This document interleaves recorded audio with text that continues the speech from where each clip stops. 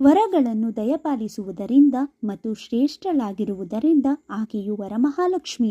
ಈಕೆ ನಿತ್ಯ ಶುದ್ಧ ಬುದ್ಧ ಮುಕ್ತ ಸ್ವರೂಪಳು, ನಿತ್ಯ ಸಿದ್ಧಳು ಆದ ಈ ಮಂಗಳ ದೇವತೆಯ ಮಹಿಮೆಯನ್ನು ವರ್ಣಿಸುವ ಶಾಸ್ತ್ರಗಳಲ್ಲೇ ಆಕೆಯನ್ನು ಕ್ಷೀರ ಸಮುದ್ರ ಸಂಭವೆ, ಸಮುದ್ರ ರಾಜನ ಪುತ್ರಿ, ಚಂದ್ರನ ತಂಗಿ, ಯಜ್ಞಕುಂಡದಲ್ಲಿ ಉದ್ಭವವಾದವಳು, ಕಮಲದಲ್ಲಿ ಆವಿರ್ಭವಿಸಿದವಳು ಎನ್ನಲಾಗುತ್ತದೆ. ನಿಜ ಶ್ರಾವಣ ಶುಕ್ಲ ಪೂರ್ಣಿಮೆಯ ದಿವಸ ಶುಕ್ರವಾರ ಅಥವಾ ಶುಕ್ಲ ಪೂರ್ಣಿಮೆಯ ಅತಿ ಹತ್ತಿರದ ಶುಕ್ರವಾರದಂದು ವರಲಕ್ಷ್ಮಿ ಆರಾಧನೆ ಮಾಡಬೇಕು ಎಂದು ಶಾಸ್ತ್ರವಿಧಿ ಇದೆ. ಕಾರಣಾಂತರಗಳಿಂದ ಆ ದಿನದಂದು ವ್ರತವನ್ನು ಮಾಡಲಾಗದಿದ್ದವರು ನವರಾತ್ರಿಯ ಶುಕ್ರವಾರದಂದು ಮಾಡಬಹುದು.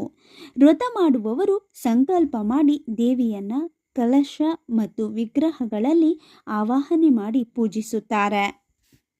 ವರಮಹಾಲಕ್ಷ್ಮಿ ವ್ರತವನ್ನು ಲಕ್ಷ್ಮೀ ದೇವಿಯನ್ನು ಪೂಜಿಸಲು ಮತ್ತು ಆಕೆಯ ಆಶೀರ್ವಾದ ಪಡೆಯಲು ಆಚರಿಸಲಾಗುತ್ತದೆ.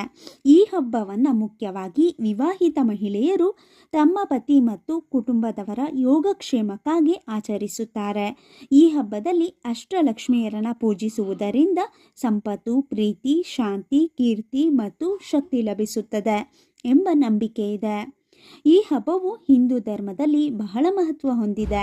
ಮನೆಯನ್ನು ಸ್ವಚ್ಛಗೊಳಿಸಿ ತಳಿರು ತೋರಣ, ರಂಗೋಲಿಗಳಿಂದ ಅಲಂಕರಿಸಿ ಮಂಟಪ ನಿರ್ಮಿಸಿ ಲಕ್ಷ್ಮೀ ದೇವಿಯ ವಿಗ್ರಹವನ್ನಿರಿಸಿ ಗಣೇಶ ಮತ್ತು ಲಕ್ಷ್ಮಿಯನ್ನು ಪೂಜಿಸುವುದೇ ಈ ವ್ರತವಾಗಿದೆ.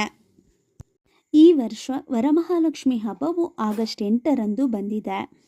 ವರಮಹಾಲಕ್ಷ್ಮಿ ಎಲ್ಲರಿಗೂ ವರವನ್ನು ನೀಡಲೆಂದು ಪ್ರಾರ್ಥಿಸೋಣ. ನಮಸ್ಕಾರ.